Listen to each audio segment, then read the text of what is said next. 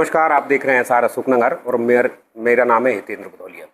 आप अक्सर मेरे साथ ऐसे लोग देखते रहते हैं जो अशोकनगर के लिए बहुत महत्वपूर्ण होते हैं और इसी दौर में एक बहुत महत्वपूर्ण शख्स हैं जिनकी लेकर पूरे शहर में चर्चा है या जिनको लोग जानना, उनको समझना, उनको देखना चाहते हैं। और बीते कुछ 4-5 महीने से अशोकनगर के लिए बड़े ही अपरिहार्य बन चुके हैं वो। मैं बात कर रहा हूँ 2014 बैच के IAS अधिकारी और वर्तमान में अशोकनगर के कलेक्टर आदित्य सिंह जी का। तो कलेक्टर साहब, पहले तो बहुत बहुत धन्यवाद और स्वागत है आपका कि हमारे साथ जुड़े। और कलेक्टर साहब, बहुत दिनों से आप देख रहे होंगे कि शहरी और ग्रामीण क्षेत्रों में लगातार दौरे करते हैं, तमाम सारे प्रशासनिक सुधारों के लिए जाने जाते हैं। इसके अलावा संभवतः जिला बनाए तब से अब तक के कलेक्टरों में लोकप्रियता के मामले में भी नेताओं से भी आगे निकल चुके हैं। तो सर, पहला सवाल आपसे ये है कि एक बड़ा अभियान हम अशोकनगर में देख रहे हैं, हम ये माना जा रहा है कब तक का ये सबसे बड़ा अभियान है, रेवा शक्ति और हृदय अभियान। तो इस अभियान की सोच क्या थी और इसको किस तरह से आप जो है करने वाले हैं? देखिए, जैसे हम जब भी जिलों में जाते हैं तो उसका एक जो सोशल प्रोफाइल रहता है, वहाँ की कुछ अच्छी बातें होती हैं और कुछ चीज़ें ऐसी होती हैं जिसमें ज़िले में सुधार की अपेक्षा रहती है। क्योंकि अशोकनगर लोकेशन वाइज काफ़ी अच्छे जगह पे लोकेटेड है, भोपाल ग्वालियर दोनों से ही निकट पे है। और यहाँ की जो अगर देखे जाए कि आर्थिक जो अर्थव्यवस्था है वो भी अन्य सामान्य जिलों के मुकाबले काफ़ी इसमें अच्छे स्तर पे है। परंतु कभी कभी ऐसी कुछ चीज़ें होती हैं जो हम लोगों को एक सोशल पैरामीटर्स में पीछे खींचती हैं। तो उसमें से एक लिंग अनुपात था और एक यहाँ का कुपोषण का स्तर था। इस कारण से जो हम लोगों ने फोकस स्टार्टिंग से आते ही आंगनवाड़ियों में किया कि आंगनवाड़ी खुले समय पे बच्चों को नाश्ता मिले, वो कुपोषण के विरुद्ध जो हम लोगों का एक जो पूरा अभियान है उसको लेके था। और इसी को लेके आगे जो लिंग अनुपात, बच्चे अपने स्कूल में जाएं और बच्चियों को लेके जो बेटी बचाओ बेटी पढ़ाओ के अंतर्गत रेवा शक्ति चालू किया है। और ये कोशिश की जाएगी कि 3 से 4 महीने के अंतर्गत हम लोग युद्ध स्तर पे कुपोषण को जड़ से उखाड़ दें हृदय अभियान के माध्यम से। और जो यहाँ का लिंग अनुपात, जो कि आज के समय पे मध्य प्रदेश के औसत लिंग अनुपात से भी बहुत कम है, हमारे आसपास के जिलों के लिंग अनुपात से भी कम है, उसको भी हम लोग एक अच्छे औसत स्तर तक लाते हुए मध्य प्रदेश का हाईएस्ट लेवल पे लेके जाए। तो 2 दिन बाद 11 तारीख को केंद्रीय मंत्री और यहाँ के सांसद हैं ज्योतिरादित्य सिंधिया, वो ऑफिशियल इनॉग्रेट करने वाले हैं इस कार्यक्रम को। तो उस दिन किस तरह से इसको आगे लेने वाले हैं, क्या होने वाला है उसमें? रेवा शक्ति अभियान के 2 पहलू हैं। एक तो ऐसे जो माता पिता हैं जिनकी बच्चियां ही हैं, इनको सबको हम लोग एक कीर्ति कार्ड देते हैं। कीर्ति इसलिए कहा गया है ताकि उनको बच्चियों का जो एक उनको आशीर्वाद मिला है भगवान के माध्यम से, वो उनको एक बोझ जो एक कई बार सोच के कारण लगता है वो ना लगते हुए कीर्ति के जैसा फील हो। उस कारण से हम लोगों ने इसका जो दूसरा पहलू रेवा मित्र, ऐसे लोगों को इस अभियान से जोड़ा है कि आप इन सब लोगों को जो ऐसे पालक हैं उनको अपने तरफ से सम्मान के तौर पे क्या छोटी बहुत छूट दे सकते हैं या क्या आप ऐसी चीज़ें दे सकते हैं जिससे उनको एक गर्व महसूस हो या अच्छा लगे। जैसे कि शासकीय कार्यालयों में हम लोग उनको जब भी जन सुनवाई हमारे यहाँ होती है उनके लिए अलग से काउंटर रहेंगे, उनके आवेदनों को हम लोग त्वरित निराकरण करेंगे, भले ही मतलब किसी को उनके हित को प्रभावित ना करते हुए। ऐसे निजी प्रतिष्ठान के लोग भी विभिन्न प्रकार की कुछ छूटें इसमें दे रहे हैं। तो इन दोनों पहलुओं को करते हुए हम लोग कर रहे हैं। तो हम ऐसे माँ बाप को भी वहाँ पे बुला रहे हैं, ऐसे पालकों को भी बुला रहे हैं उस दिन, जिसमें इनका हम लोग सम्मान करेंगे। और ऐसे सभी रेवा मित्र जो इसमें जुड़ रहे हैं उनका भी सम्मान माननीय मंत्री जी महोदय के माध्यम से हम लोग कराएंगे। तो इसको ऐसे मान लें कि एक ऐसा अभियान है जिसमें पूरा तंत्र भी है और समाज के घटक भी उसमें एक साथ जुड़ने वाले हैं।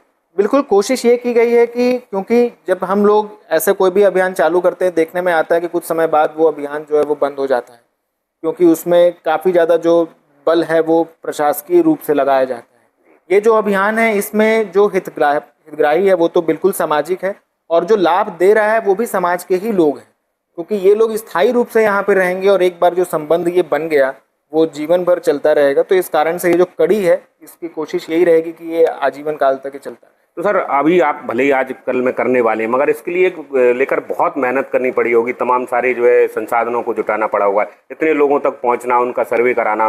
तो कितने दिन लगे, कितने लोगों तक पहुंचे, कितने लोग इसमें आपने लगाए सब मिला के? आपको यदि ध्यान होगा, हम लोगों ने एक चंदेरी तक की साइकिल यात्रा की थी जिसमें भोपाल से भी काफ़ी सारे महिला राइडर। बिल्कुल, मुझे याद है, मैंने भोपाल से सर उसकी जो है खबर की थी, वीडियो किया। उस चंदेरी पेडल फेस्ट में हम लोगों ने रेवा शक्ति को ही हम लोगों ने मुख्य उसका रखा था। उसका आह्वान हम लोगों ने 29 जून को किया था और 1 जुलाई से हम लोगों का सर्वे चालू रहा, जो कि लगभग 2 महीने हम लोगों को इस सर्वे को कंप्लीट करने में लगे। और हमारे पास आज के डेट में तकरीबन 12,000 ऐसे परिवार चिन्हित हुए हैं जिसमें केवल सिर्फ पुत्रियां ही उनकी संतान हैं और उनको हम लोग लाभ देंगे। और लगभग 1,000 से ऊपर ऐसे रेवा मित्र हम लोगों को मिले जो अन्य विभिन्न प्रकार के निजी प्रतिष्ठान चलाते हैं, स्कूल, कॉलेज, बसेस, अपने कपड़ों की दुकान, कोई और मिष्ठान भंडार, ऐसे करके 1,000 लोग हम लोगों को मिले हैं जिन्होंने इसमें समर्थन दिया है।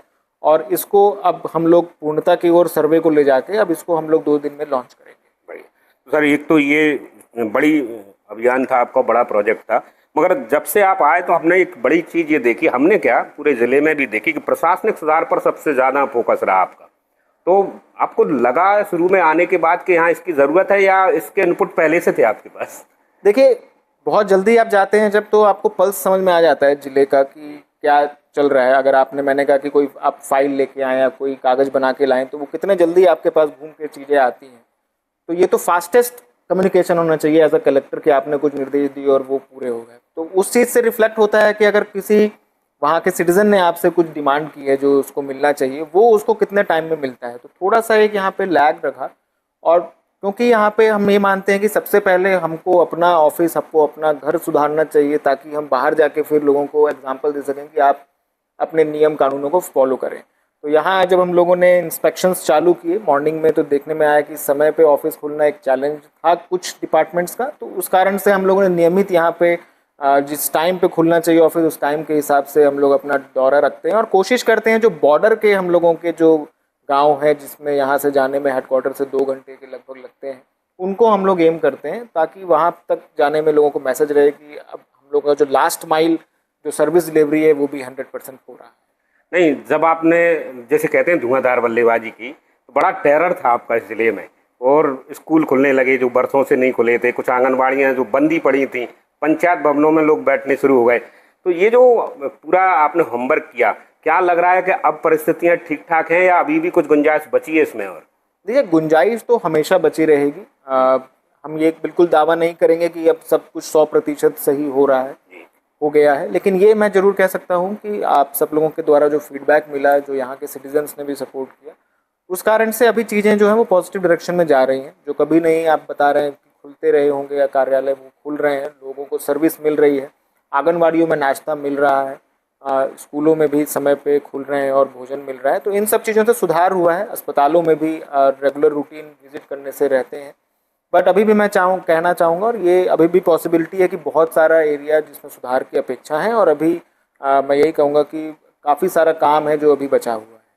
तो अगर नंबरिंग की बात करी जाए तो आप अपने काम को कितना नंबर दे रहे हैं? अगर 10 में से हम कहें कि जो आप इस सारे सिस्टम को सुधारने में लगे थे, कितना देते हैं उसमें? देखिए, हम लोगों का जो ये प्रशासनिक जो रहता है उसमें हम लोग अपने को नंबर कभी भी नहीं दे सकते हैं। नंबर आप लोग के माध्यम से चलिए, तो हम जनता पे छोड़ देते हैं कि आपके इस काम को कितना नंबर देते हैं।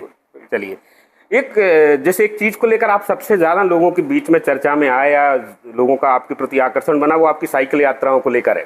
तो लोग ये भी जानना चाह रहे थे कि ये आपका पैशन है, कैसे सोच रखा है, या एक आपका अलग से काम करने का तरीका है क्या? ये एक्चुअली में इसको कैसे देखते हैं?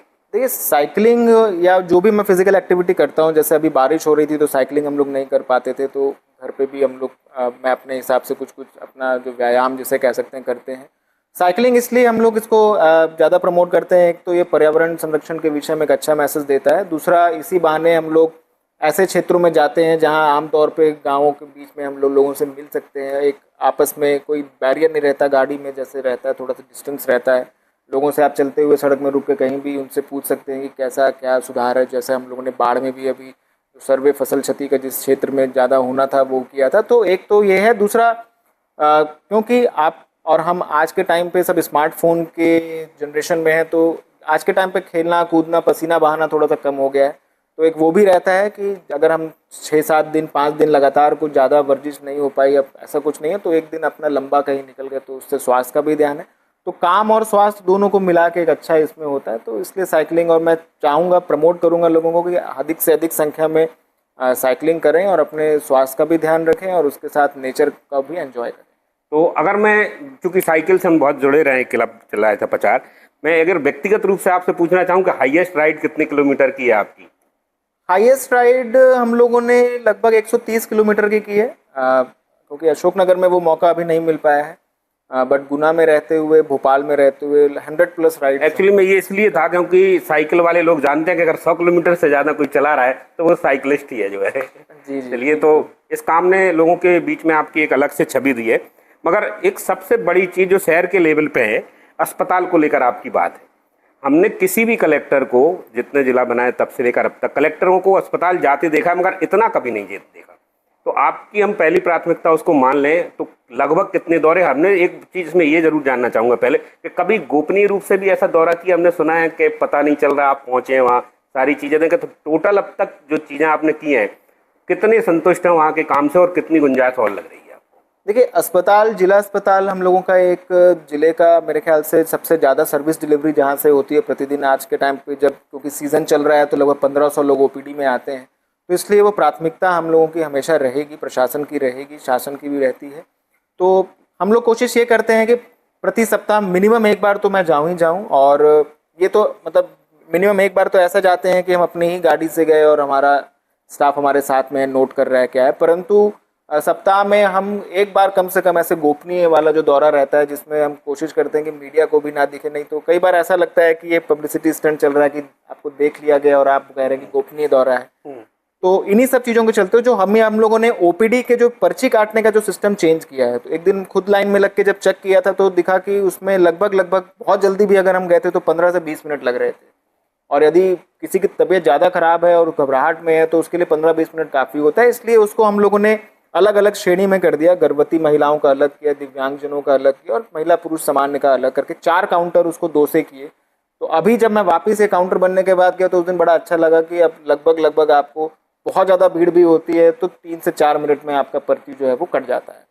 और अंदर की भी जो व्यवस्थाएं हैं, स्टाफ का जो ट्रीटमेंट है, व्यवहार है, एज अ ऑफिसर आपको देखने में एक अलग पर्सपेक्टिव होता है। एक अगर आप कॉमन मैन की तरह जस्ट अगर ऑब्जर्व कर रहे हैं तो काफ़ी सारी चीज़ें आती हैं कि गार्ड्स खड़े हैं कि पर सर अब तो पहचानने लगे होंगे अस्पताल की लोग आपको। वो कई बार होता है कि नहीं, अब लोगों को एक्चुअली आदमी को तो बहुत ध्यान से देखते हैं तो पहचानते हैं, बट आप बिना किसी ताम झाम के अगर जाते हैं तो फिर थोड़ा सा इतना, अभी मेरे ख्याल से लोगों को वहाँ पे मैं लकी रहा हूँ कि नहीं पहचाना है।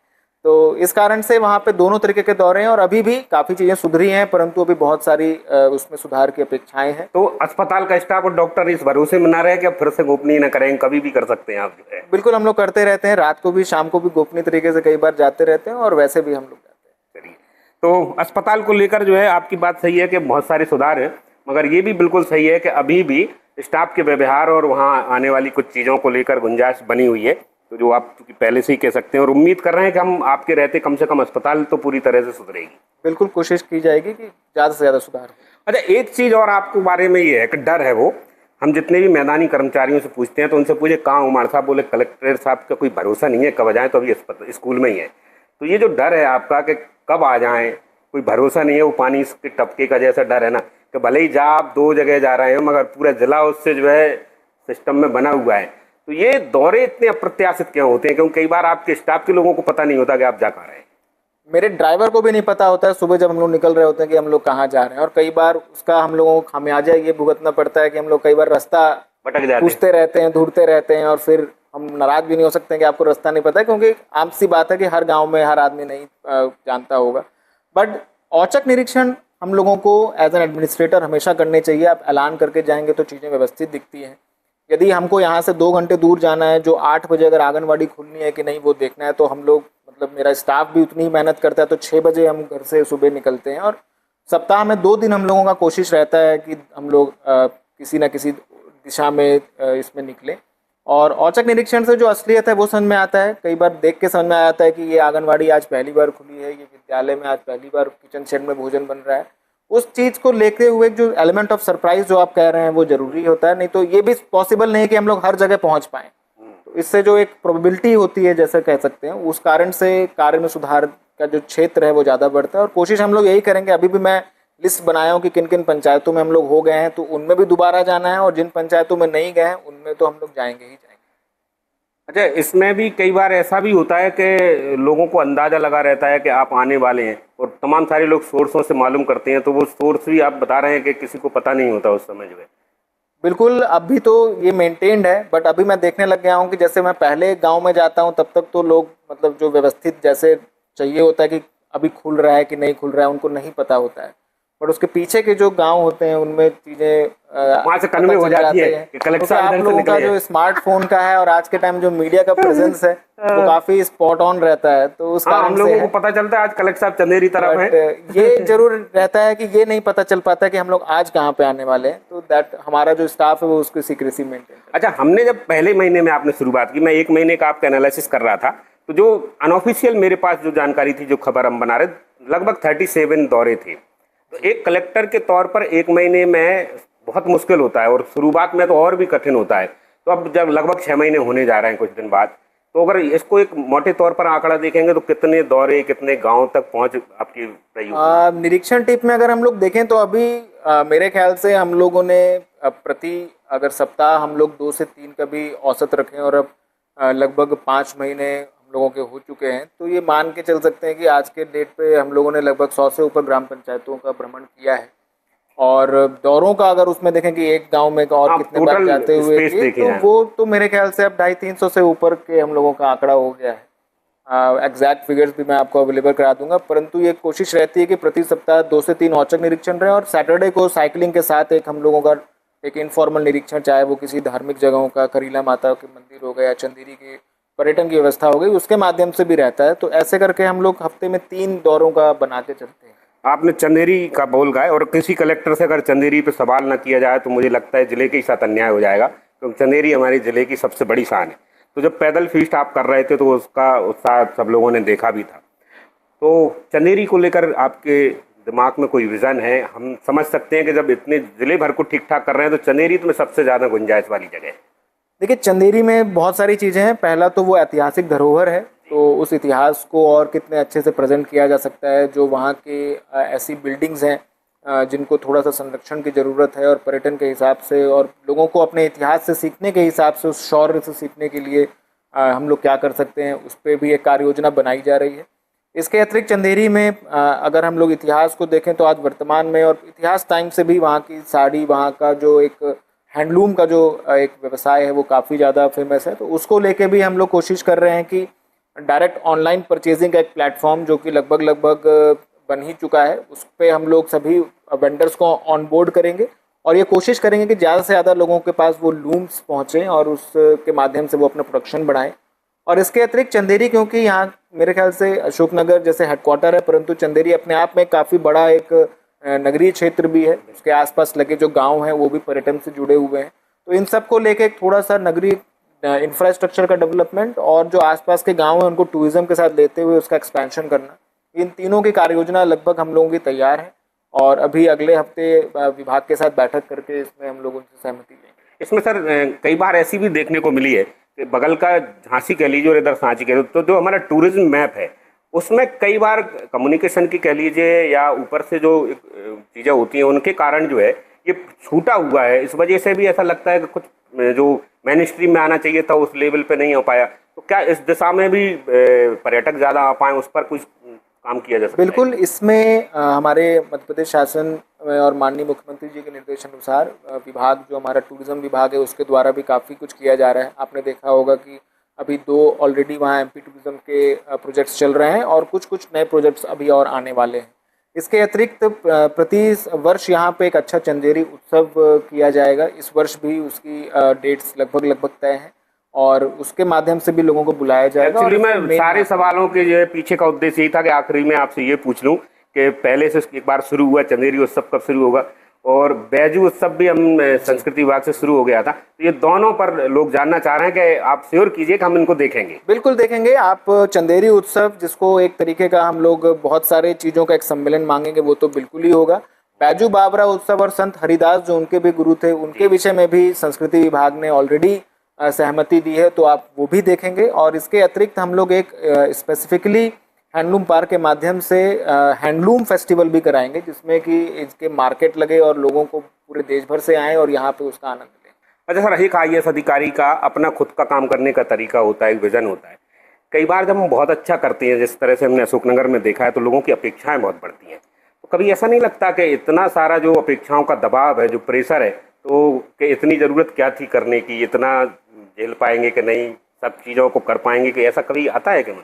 नहीं, बिल्कुल ऐसा मन में तो नहीं आता है, लेकिन ये तब लगता जरूर है जब वो फाइल्स आते हैं, क्योंकि अभी तक लगभग हम लोगों ने 700 लोगों को नोटिस दिया है जी। और लगभग 50 से एक लोग हैं जिनको सस्पेंशन या हम लोगों ने इसकी कार्रवाई की है, और उतने ही लोगों का वेतन वृद्धि और ये सब रुका है। और ये सब चीज़ों को फेयरली कंक्लूड करना बहुत बड़ा एक तरीका, मतलब एक काम रहता है। तो तब मुझे लगता है कभी कभी, लेकिन कई बार इसकी ज़रूरत रहती है। और ये हम लोग, मैं वही कहता हूँ सबको जब मैं मीटिंग्स में भी, कि आपको कुछ भी अगर हम लोग दंड दे रहे हैं तो हम अपना ही काम बढ़ा रहे हैं, परंतु कई बार उसका ज़रूरत इसलिए रहता है क्योंकि कुछ लापरवाहियाँ हो जाती हैं जाने में, परंतु कई बार कुछ लापरवाहियाँ जानबूझ के की जाती हैं, जिससे लोगों को ये मैसेज रहना चाहिए कि प्रशासनिक विजिलेंस सब पे है और सब लोग आंसरेबल हैं। अगर हम भी नहीं करेंगे तो हम भी आंसरेबल हैं।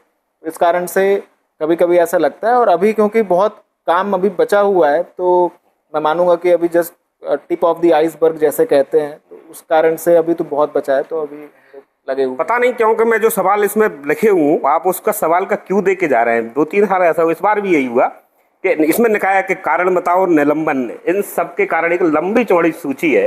जी। कितना अंतर पड़ा, जिन लोगों को आप ठीक रास्ते पे ला पा रहे थे, क्या इस वजह से आए या और अकर्मण्य होकर रह गए वो लोग? नहीं, देखिए, हम लोगों के पास भी एज अ दिस थिंग, जो मैं कह रहा हूँ एज अ टीम क्यों है, क्योंकि ये टीम मैं इसलिए कह रहा हूँ कि हमारे सब लोगों के माननीय जनप्रतिनिधि गणों के माध्यम से भी जो पता चलता है कि हर विभाग में कुछ लोग ऐसे होते हैं जो थोड़ा सा मेरे ख्याल से इसको इन्फ्लुएंस करते हैं चीज़ों को या नहीं करते हैं, तो वहाँ से स्टार्ट किया था। और कभी भी धरातल के कर्मचारियों को हम लोगों ने अकारण इसको नहीं किया है, परंतु जिसको किया है वो बिल्कुल वहाँ पे आवश्यकता थी, और इस कारण से ही मुझे लग रहा है कि जो थोड़ा सा चेंज सिस्टम में आया है वो इसी कारण से आ रहा है। बस 1-2 सवाल और ये हैं सर, कि एक तो ये है कि जिस तरह से आपने चीज़ें की, तो हमने देखा कि जन सुनवाई में लोगों की भीड़ जो है 700-800 के आसपास पहुंची। इसके बाद आपने उसे विकेंद्रीकरण करने का प्रयास किया। तो जिस तरह से लोग अपेक्षा से आपके पास आए थे, क्या आप पूरी तरह से जो है अपने आप को जो उस मामले में ठीक पाते हैं कि जितनी उम्मीद से लोग आ रहे हैं हम उनका उतना जो है रिप्लाई कर पा रहे हैं? बिल्कुल। अभी जो हाईएस्ट जन सुनवाई हम लोग की गई थी, लगभग 1300 लोग आए थे जन सुनवाई में, और आज के टाइम पे भी जो विकेंद्रीकृत हम लोगों ने प्रत्येक ग्राम पंचायत में किया है, तो लगभग 500 से 600 आवेदन अभी भी आते हैं। और इसका हम लोग दिन में तो डिपार्टमेंट्स करते ही हैं, हफ्ते में 3 बार हम लोग रिव्यू करते हैं। जैसे आज सोमवार को टीएल रहती है, इस दिन भी किया जाता है। आज के दिन सामान्य रूप से किया जाता है कि आपने कितने लोगों ने रिप्लाई किया, कितने लोगों ने नहीं किया। बुधवार और गुरुवार को दौरे के बाद हम लोगों ने विभागों का लिस्टिंग बना रखा है कि उनसे हम लोग चर्चा करते हैं। उसमें सीएम हेल्पलाइन के साथ हम लोग जन सुनवाई और टीएल इन सब का भी रिव्यू करते हैं डिपार्टमेंट वाइज। और शनिवार को हम लोग एक एक जन सुनवाई को पढ़ के रिव्यू करते हैं, चाहे वो राजस्व की, क्योंकि सबसे ज़्यादा जन सुनवाई रहती है, तो हमारे तहसीलदार और एसडीएम के माध्यम से 2-2 घंटे का हम लोग प्रतिदिन ब्लॉक को प्रति शनिवार उसको बांटते हैं। तो सुबह 9 बजे से चालू करके शाम को 7 बजे तक वो लगभग हम लोगों की वो बैठक चलती है। और उसमें पूरी टीम से हम लोग पढ़ते हैं कि अगर सीमांकन का आवेदन दिया था और अगर नहीं हुआ है तो किस कारण से आपने लिखा है, और वो आवेदन उनको पहुंचा है कि नहीं पहुंचा है। तो जो नंबर ऑफ लोगों का जो टर्नआउट ज़्यादा बढ़ा है वो इसलिए भी है क्योंकि सर्विस डिलीवरी दी जा रही है। क्योंकि एक बार में 500 आवेदन 600 आवेदन आते हैं तो थोड़ा सा विलम्ब रहता है। कुछ सर्विसेज तत्काल दे दी जाती हैं ऑन द स्पॉट, परंतु कुछ जो फील्ड में जाके ज़मीन के विवाद या ये रिजॉल्व करने होते हैं या न्यायालय के प्रकरण होते हैं उसमें समय लगता है।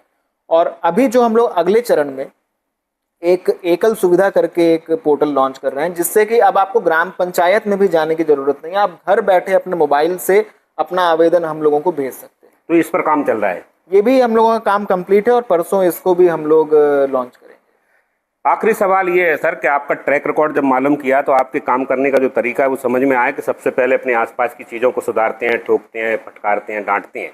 जब वो ठीक ठाक हो जाती हैं तो फिर ऐसा लगता है कि प्लेटफॉर्म बना है और अब इंजन चलने वाला है। तो वो प्रक्रिया पूरी हो गई है, अभी और गुंजाइश है? मैं वही कह रहा हूँ, गुंजाइश हमेशा रहेगी। अगर सब कुछ अच्छा हो जाता है तो उसको और बेहतर करने की भी अपेक्षा नहीं, रहेगी। आपकी जो टीम है उसके बारे में कह रहा हूँ। अब आपको लग रहा है कि आप जिस तरह से समझ रहे हैं चीज़ों को वैसी की वैसी डिलीवर्ड कर लेंगे, हो जाएंगे, काम करेंगे? अब बिल्कुल, टीम ने इसमें बिल्कुल अपना सहयोग दिया है। अकेला ये एक आदमी का काम नहीं है। हमारी जो टीम है जो दौरे में हमारे साथ रहती है, जो वापस आने के बाद कारण बताओ बनाती है, और उसके बाद जो कार्यवाही से लेके जो चेंज तक हम लोग लेके आते हैं, इसमें टीम बहुत मेहनत करती है। इसमें सभी को मैं आपके माध्यम से धन्यवाद भी कहता हूँ। और इसमें टीम में ना केवल हमारे प्रशासकीय लोग, मैं उतना ही धन्यवाद यहाँ के सभी जनप्रतिनिधियों को, मीडिया के साथियों को भी देना चाहूँगा, और यहाँ के नागरिकों को भी जिन्होंने सही चीज़ें हम लोगों को बताई और जिस कारण से सुधार जो थोड़ा सा हो पाया वो हुआ है और आगे और अपेक्षित है। चलिए सर, बहुत बहुत धन्यवाद। और आखिरी शब्द ये है कि लोगों को बहुत दिनों के बाद एक उम्मीद आपके रूप में दिखी है, तो इस उम्मीद को बरकरार रखिए, बनाए रखिए, ताकि हम अपने ज़िले के तौर पर कुछ बेहतर देख सकें और आपको भी याद इस वजह से रखें कि कुछ बहुत अच्छा करके गए। बहुत धन्यवाद सर। Thank you.